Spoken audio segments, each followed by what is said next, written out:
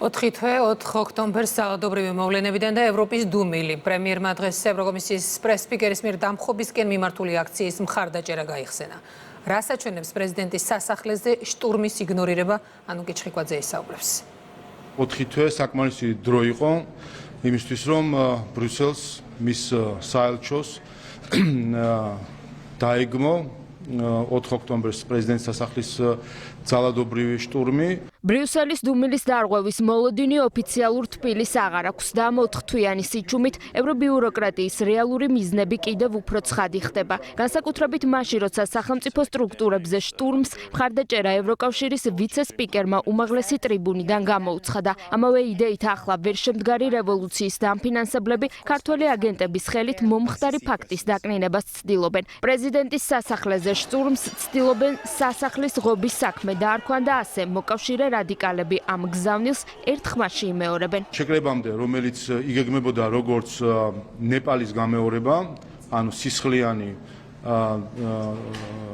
დამხობა ხელისუფლების, ამ შეკრებას მხარდაჭერა და სოლიდარობა გამოუცხადა ევროკომისიის პრეს-სპიკერმა 4 თვის თავზეც არავინ არ გამიჯვენია პრეს-სპიკერის ამ განცხადებას, შესაბამისად შეგვიძლია ვიგულისხმოთ, რომ ევროკომისიამ სოლიდარობა გამოუცხადა თავის დროზე 4 ოქტომბრის დაანონსებულ ხელისუფლების დამხობის შეკრებას. სიჩუმით გაცხადებული ბრიუსელის პოლიტიკური პოზიცია მთავრობის მეთაურისთვის ყველაზე კარგად აღწერს იმ სავალალო მდგომარეობას, რომელშიც ახლა საკუთარ პრინციპებ დავიწყებული ევროკავშირია. და ამ ფონზე იმედგაცრუებული ბრიუსელის ქცევა ყველაზე კარგად ასახავს სიჩუმეში დამალულ მიზანს, რომელიც დასავლეთს 4 ოქტომბერს ჰქონდა. მაშინ გამოვიდა ევროკომისიის ოფიციალური პრეს-სპიკერი და პირდაპირ მხარდაჭერა გამოხატა დამხობისკენ მიმართული აქციის მიმართ.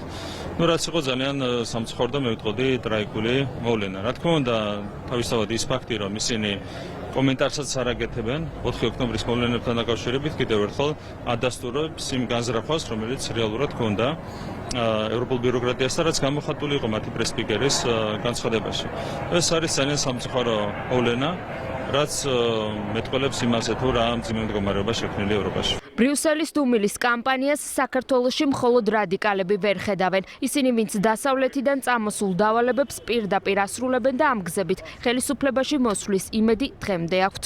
ისინი მხარს უჭერენ ჩვენი ხალხის ბრძოლას თავისუფლებისათვის, დემოკრატიისათვის და ევროპული მომავლისათვის. თავს იკავებენ ალბათ იმიტომ, რომ კიდევ ერთხელ ვამბობ, ამ დღის მთავარი მაპროვოცირებელი იყო ქართული ოცნება.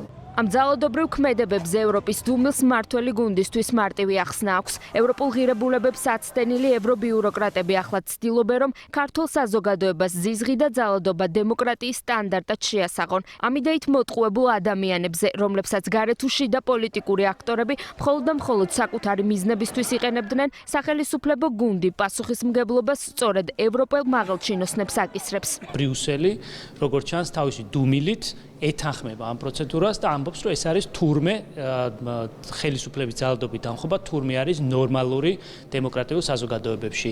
შეჭრა პარლამენტის სასახლეში თურმე არის ნორმალური. პოლიტიკური რადიკალიზაცია და პოლიტიკური ექსტრემიზმი თურმე არის ნორმალური დემოკრატიული საზოგადოებებისთვის. ფაქტები, რომელიც შეუიარაღებელი თვალით ჩანს და რომელსაც ძალადობის გარდა ვერაფერს ვერ დავარქმევთ, სადაც თელმა მსოფლიომ იხილა შტურმი პრეზიდენტის სასახლეზე 4 ოქტომბერს, არა თუ გამიჯვნა და დაგმობა ხდება ამ მძიმესი პროცესის, არამედ ხდება პრაქტიკულად გამართლება. სიჩუმით მხარდაჭერილი ძალადობა, წაქეზებული ექსტრემიზმი, რადიკალიზმის დაფინანსება, სტანდარტი, რომლითაც ახლა ევრობიუროკრატია საქართველოსთან მიმართებით ხელმძღვანელობს, კარგად ასახავს მდგომარეობას, რომელშიც ახლა ღირებულებებისგან დაცლილი ევროპული გაერთიანება აღმოჩნდა.